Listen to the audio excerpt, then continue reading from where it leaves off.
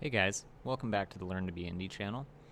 Today we're going to be going over input fields in a very basic way.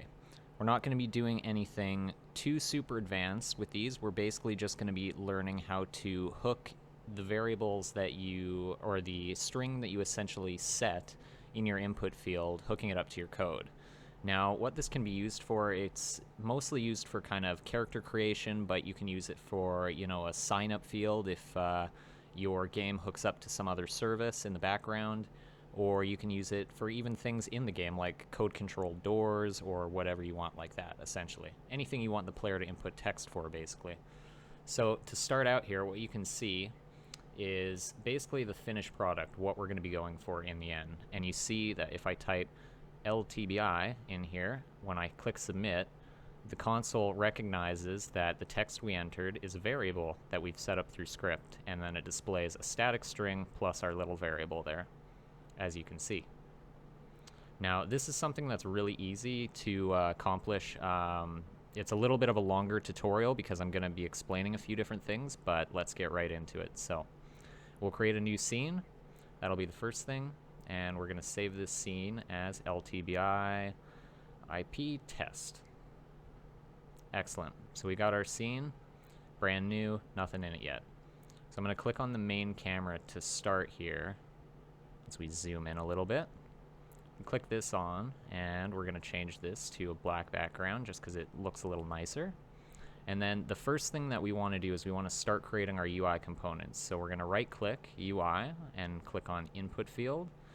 And as you'll notice in the right-hand screen, our canvas is still not centered, and that usually happens when you start a new scene, from what I find anyways. So we have to set it to screen space camera, and then select the main camera for the canvas. Now, you'll see it's positioned relatively a little bit more, accurately. We're going to change this, the input field, to name field. That's what we're going to start off with, and then we'll reposition this. Excellent. Now, it doesn't really matter, just for tutorial purposes, it doesn't matter if it's perfectly centered, but, spend a little bit more time on it. So the second one we're going to create, second UI object, is going to be a regular button. So this will be a little bit of a refresher on how buttons work. And we're just going to drag this down slightly. Perfect. Actually, I think the name field is a little off-center, but that's okay. Anyways, we'll rename this submit button, and then we're going to start digging deep into the input field. So you notice when we expand it here, we've got placeholder, and then we've got a text variable. Now you see right here, the text variable, it's blank, and that's because we don't have any text entered right now.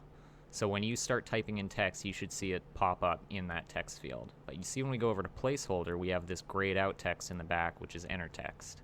And that's basically just, that'll disappear once you start typing in the game. It just kind of is an indicator to let the player know what they're intended to type. So for this, we're going to tell them to enter a name. And that's all we really need to do for the input field, is just change that. So we'll just change the submit button. We're going to break it up, go down to the text, and then we're just going to change it so it says submit. Okay? Perfect. So as far as the UI variables go, that's it. Now what we need to do is we need to create an empty game object, which is going to hold our script and act as the character creator. So we'll create an empty object, which we've got here. Now we'll name it character creator. Excellent. And then we're going to go and attach a new C# script to this. So we'll just call this character creator 2 for the sake of the tutorial. Create an add, and we're going to go ahead and open this right up. Now you'll be surprised that we don't need much code at all to get this to work. In fact, I'm going to show a little bit of a long way around things, which you could probably reduce even further. So we'll take out the start and update functions because we don't need that for this tutorial or for this character creator. But one thing we are going to want to do is we're going to use another namespace, and the namespace that we want to use is unityengine.ui. And the reason for this is because we cannot select input fields or utilize any sort of input field variables until we've got unityengine.ui in there. It's same for the text variables. So basically, we're going to go Unity Engine, .ui, and that'll give us access to set or to create public input field game objects or public input field variables. So that's what we're going to start out doing. We're just going to quickly make sure we declare that we're using an input field in here. So we're going to set a public input field, and then you're going to want to set this to whatever you want. Basically, I'm just going to call it name field. And then, for the sake of the tutorial, this is a bit of the longer way around things, but I want to show it for in the purposes of character creation. So we're going to create a private string, and we're going to call this character name. And this is only going to be accessed through the script, so that's why we're making it private. We're not going to allow any function or any button to access this outside. And then lastly, all we need is a public submit button function. And this is what's going to handle setting everything up. So what we want to start out doing is we want to set the character name string, the private string that we entered. We want to set that to be the name field's text component. So the way we do this is we go character name, or char name, is equal to name field, so our input field, dot text.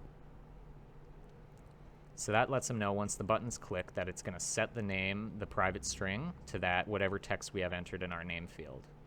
Then we just need a way to display that on the screen. So the way we're going to do this is just simply through the debug.log command, and then this is going to display something on the screen. So we go debug log bracket use selected, and then we're going to give it a space and then add in our character name variable. So that should get them to display on the screen just like that.